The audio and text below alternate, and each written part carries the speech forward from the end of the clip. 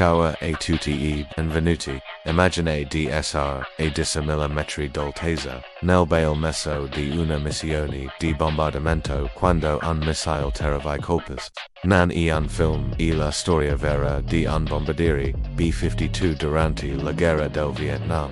Un colpo nemico ha squarciato via mezza fusoliera e quasi tutta la coda normalmente sarebbe la fine, ma non per questo era. L'equipaggio con un coraggio incredibile ha lottato contro ogni probabilità. Hanno stabilizzato l'aereo, che sembrava ormai un rotami volante, e sono riusciti a portarlo indietro alla base. Questo evento ha scioccato tutti persino gli ingegneri della Boeing, come ha fatto a sopravvivere. Una testimonianza pazzesca della robustezza di questo gigante dei cieli e dell'abilità dei suoi. Se volete scoprire altre storie incredibili come questa, iscrivetevi al canale e lasciate un like. Alla prossima.